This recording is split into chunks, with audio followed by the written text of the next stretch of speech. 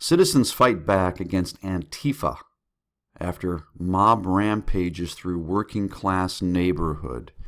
Now, I'm here visiting an article written by an independent journalist named Jack Murphy, and this is a very useful piece, especially if you are not yet familiar, if you are one of those Americans that's living your Pleasant Valley Sunday and Monday, Tuesday, Wednesday, Thursday, Friday, Saturday, enjoying the streaking, exploding stock market, and everything's awesome and everything's great, and you are. And I'm not saying this to sound snarky. It's just it's amazing how many Americans are not aware, because life is just a little too good. But let me run through some points here that Mr. Murphy's written, and this is concerning the evening of May Day, May 1st, in Philadelphia, which, amongst other things, included 11 houses being set on fire by members of Antifa. Now, I'll read some of this with you and discuss it a bit. A violent Antifa mob rampaged through a Philadelphia neighborhood as May Day protests turned shockingly violent on Monday. And this is one of their nice posters that they make. Gentrification is death. And I can't read the other part of it here, but certainly insightful and intelligent and inspiring words. End of sarcasm. All right. Now, residents were enjoying the spring weather and eating dinner when the sounds of shattering glass and an angry mob jolted them from their evening. Eyewitnesses reported 30 to 50 Antifa members dressed in black and equipped for destruction as they rolled through the Kensington area, wreaking havoc and disrupting the neighborhood around 8 o'clock p.m. Now, why? Why did they feel like they needed to do this? The gang moved through several blocks, smashing cars, breaking storefront windows, and destroying property.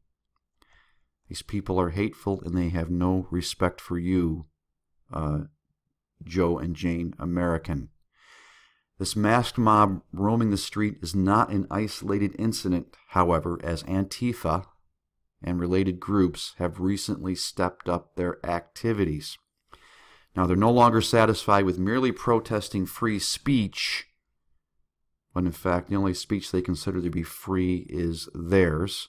Antifa has started assaulting innocent neighborhoods, and yours could be next out there in Pleasant Valley Sunday. Monday, Tuesday, Wednesday, Thursday, Friday, Saturday. Now they are terrorizing locals in the name of their political agenda. Now, Mr. Murphy spoke with a concerned citizen who was outraged and leapt into action, and here's what happened.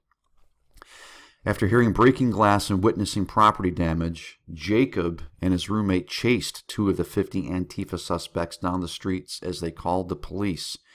Once the police were nearby, Jacob and his friend flagged them down and led them to the arrest, ultimately identifying the suspects for law enforcement.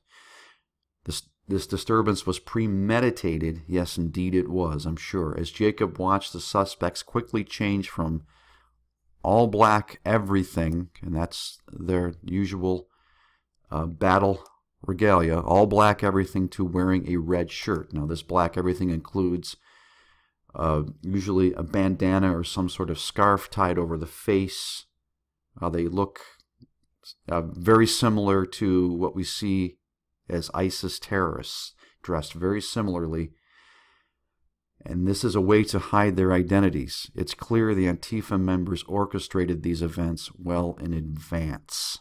Okay, and here's 2 of those who were arrested as members of Antifa. This is Jeffrey Sushaki of Doylestown, PA, right here. And here, this fine young lady is 28-year-old Patricia Monahan. Now, they both look proud, they both look smug, but they are deeply and dangerously deceived, and I will underscore the word dangerously deceived. Yes, they're proud. They're proud of what they've done. They're proud that they've been arrested, I'm sure, but not to be taken lightly. Now, these suspects were caught wearing masks that concealed their identity and carrying weapons specifically designed for breaking glass. This is the latest in a string of escalating violent events. Of course, we've had these incidents this year in Berkeley, Portland, and Philadelphia already. Seeing that the Antifa gangs are politically motivated, one can reasonably ask, is this a new form of domestic terrorism? Indeed, yes, it is. And then he asks the question, Mr. Murphy does, how would you feel if you were home relaxing and a mob of 50 thugs dressed in black stormed down your street, shattering the peaceful night with the sound of broken glass, car alarms, and angry yelling? Well, there will be more of this, ladies and gentlemen. And again, if you are not aware of Antifa, and Antifa is short for anti-fascist, this is a movement that began in Europe decades ago. You need to research it. Just Google Antifa, Wikipedia Antifa, if you're not yet hip to this movement. Anti-fascist, anti-fascism, when in fact they are fascists. They are fascistic. They are dangerous. If you're not aware, you will be. You will be, because this is just the beginning. Now, my concern has always been when the other side, the side that is sick and tired of this, more than just characters like Based Stickman, what if there's suddenly hundreds of thousands of Based Stickmen out there? Only these based stickmen become based gunmen. Americans who are tired of this. I am not advocating violence. Violence ultimately solves nothing. But we could be perched on the precipice of civil war here.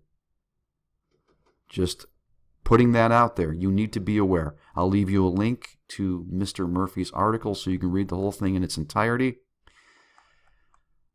I am Jim. God bless you, and I will see you soon.